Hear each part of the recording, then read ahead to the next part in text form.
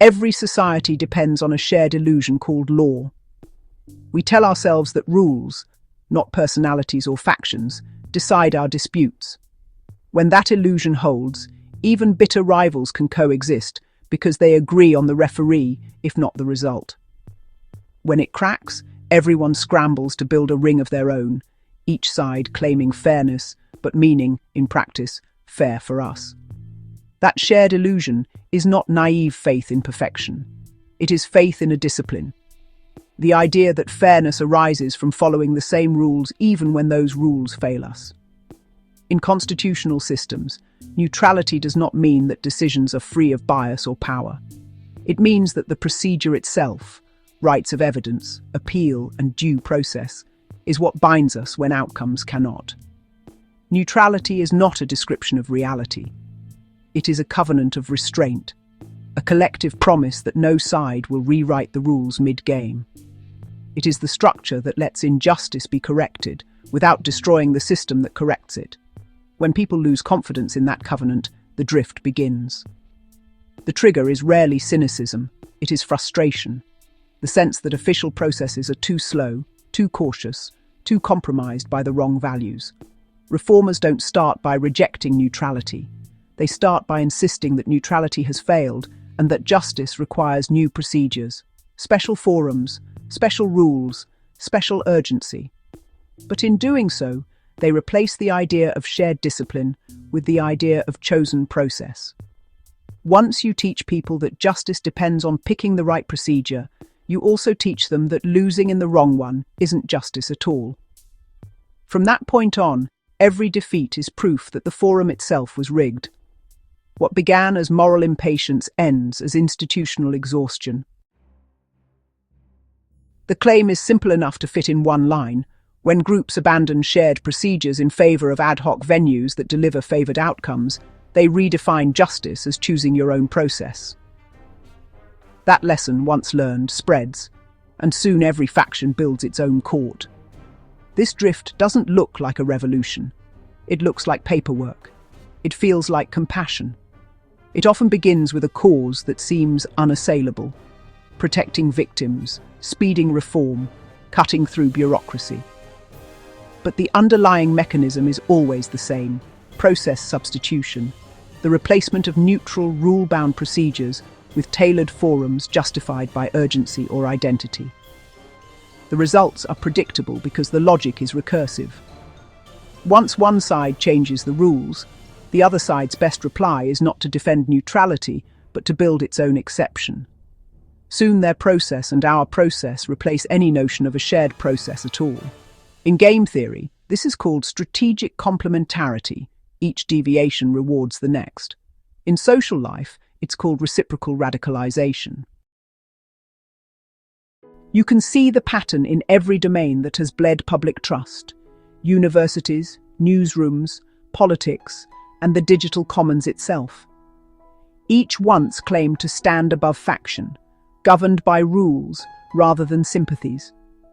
Each then faced a reckoning, charges that its neutrality masked privilege or power, and each, when confronted, responded not by repairing the shared rules of judgment, but by building alternative forums to handle the grievances directly.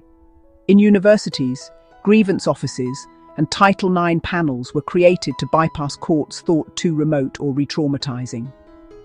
In journalism, editorial standards gave way to internal reviews and public editors who judged stories through moral frameworks of harm and impact. In politics, parties replaced deliberation with ethics committees and investigative task forces, each tailored to adjudicate their own scandals. Even social media adopted the form. Trust and safety boards, content tribunals, and community guidelines became miniature courts of conscience, issuing verdicts at the speed of outrage. In the short run, these experiments delivered results that felt overdue. Victims were heard, misconduct was punished, marginalized voices gained standing. But the mechanism mattered as much as the mission. Each reform reinforced the same hidden lesson: that fairness depends less on what rules say than on who enforces them. Once that idea took root, every faction learned to build its own forum, its own code, its own appeal system. The cycle closes when those who first demanded exceptions find themselves summoned before exceptions of another kind. The journalists once trusted to judge others are judged online. The campus activists face their own disciplinary hearings. The politicians who created new investigative boards are investigated by them. The symmetry is perfect and corrosive. Each side vindicated by its own process, each convinced that the other's is illegitimate. What began as reform ends as recursion, an archipelago of procedures, each claiming to be the real one. At the root of this descent lies a simple causal chain, what we might call the causal triad. Procedural legitimacy erodes when people stop believing that rules apply equally. That loss leads to process substitution, new, bespoke forums that promise speed or empathy. These forums solidify into exceptional systems that now compete with the institutions they were meant to supplement. It's a chain reaction. Legitimacy loss creates substitution. Substitution creates exceptions. Exceptions further erode legitimacy. What feels like moral progress is structurally the start of fragmentation. The early 2010s were not just a moment of regulatory adjustment. They were the hinge on which the culture of higher education turned, from institutions that adjudicated cases to institutions that managed climates. It began with the 2011 Dear Colleague letter from the US Department of Education's Office for Civil Rights. The directive required colleges and universities to handle sexual misconduct cases under Title IX, using the preponderance of the evidence standard, and operating through campus grievance procedures rather than the criminal or civil courts. The purpose was humane, to make redress accessible for victims who had long faced dismissal or disbelief. But the mechanism mattered as much as the mission. Overnight, universities were not just educational or disciplinary bodies. They were quasi-judicial systems, complete with investigators, compliance officers, and internal tribunals. They developed a procedural world that ran in parallel to the justice system, but operated by different rules. Lower evidentiary thresholds, restricted cross-examination, limited discovery, and a bureaucratic emphasis on risk containment. Once that machinery was built, its reach could not be confined to sexual misconduct. The same offices, compliance logics, and investigative templates were soon applied to speech, expression, and interpersonal conflict more broadly. What counted as hostile environment or harassment expanded from physical acts to words and ideas. In effect, the system that had been justified by the urgency of protecting victims became a general instrument for policing discomfort, dissent, and reputation. Within a few years, campuses were running continuous adjudication loops, not occasional hearings, but rolling reviews of emails, posters, social media posts, classroom remarks. Every domain of university life now fell under procedural management. A university no longer merely punished misconduct, it administered community sentiment through process. The effect was cultural as much as bureaucratic. A generation of students came of age inside institutions where the line between moral harm and procedural violation had blurred, where justice meant finding the right administrative forum, and where outcomes were legitimate if the chosen process had delivered them. That is how process substitution became a social intuition. Whether one saw the change as overdue or overreach, the lesson absorbed was the same. Justice is not a neutral rule, it is the right venue. By the middle of the decade, those same students were carrying that procedural reflex outward into workplaces, media organizations, and activist movements. They had learned that when an official channel seems biased or slow, the answer is to create a new one, an independent review board, a public statement, a Slack investigation, a social media campaign. Social platforms turned this reflex into spectacle. The call-out, the open letter, the viral thread, all followed the same logic as the campus tribunal. They were alternative adjudicatory spaces, operating by new norms of evidence, accountability, and remedy. The feed replaced the courtroom. The ratio replaced the verdict. The moral energy behind these acts was genuine, often redemptive, but the structural effect was unmistakable. every new forum of conscience normalized venue selection as virtue. Outcomes justified forums, forums defined fairness. Once that equation took hold, any institution that resisted exceptional process looked corrupt, and any faction that embraced it looked righteous, until the cycle turned and another forum rose to judge the last. Every political community has its moment of recognition, the realization that rules no longer settle fights. At first, this feels liberating. When you can't trust the old procedures, building your own feels like progress. But the liberation is temporary. Once one faction learns to win by changing the rules, every faction must do the same. This is where the reinforcement triad begins, a closed loop of cause and effect that locks institutions into cycles of polarization. Exceptional forums spark strategic complementarity, the logic of if they can, we must. That complementarity produces legitimacy loss, since every defeat can now be dismissed as their process. The resulting distrust reinforces the creation of new exceptional forums.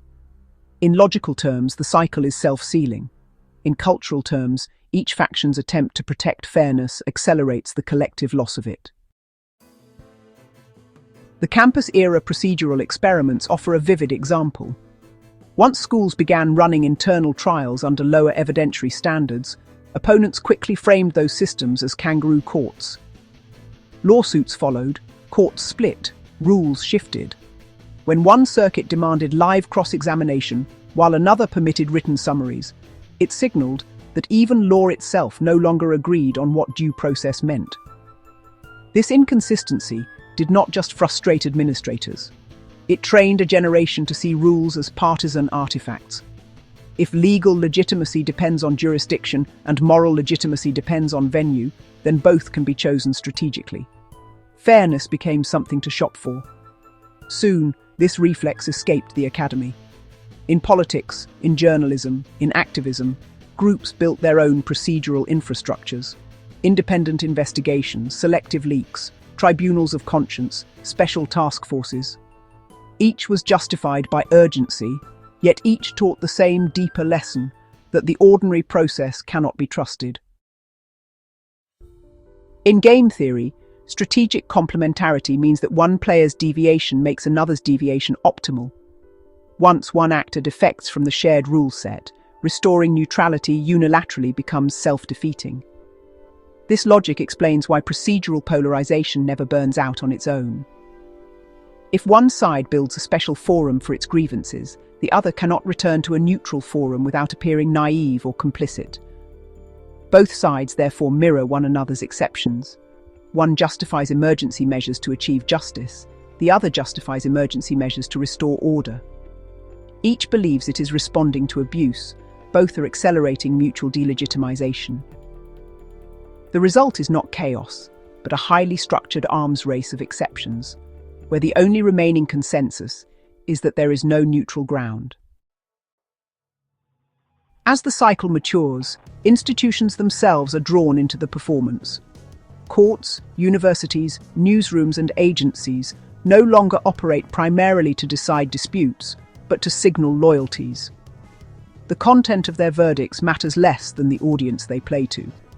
Hearings become theatre. Votes become choreography. Press conferences replace deliberation. Procedures, once designed to filter out emotion, now exist to display it. This is not hypocrisy. It is adaptation.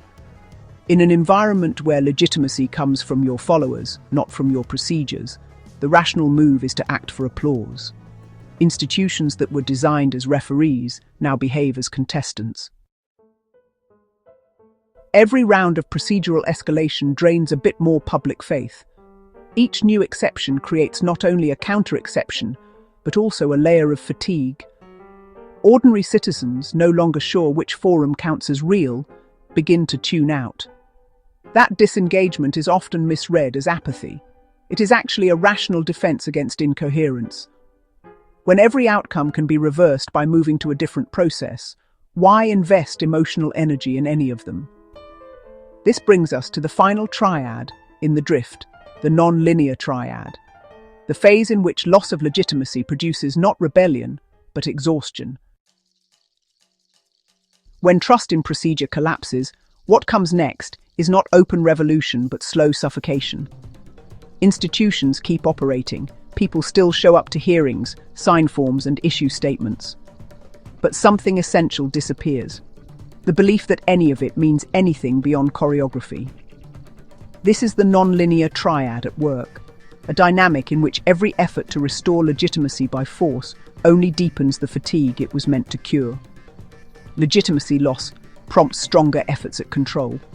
Control measures, new rules, compliance systems, loyalty tests further alienate participants. Alienation then accelerates disengagement, which makes coercion seem necessary again. The logic is self-consuming. What looks like reform becomes maintenance. What looks like order becomes entropy management. Institutions rarely acknowledge that their authority has eroded. Instead, they compensate by multiplying procedures. New committees to review old committees, new codes to clarify the old codes, new oversight boards to ensure that the rules appear to work. The impulse is understandable. Do more, regulate more, enforce harder. But each additional layer communicates a hidden message. We don't trust ourselves either. Over time, compliance replaces conviction. People stop doing the right thing because it's right. They do it because someone might be watching. Ironically, this bureaucratic thickening is the inverse of the crisis that began it. The system that once abandoned neutral process for flexibility now drowns in process as performance. Both are symptoms of the same disease, the loss of shared belief that rules in themselves can be legitimate. When persuasion fails, power fills the gap.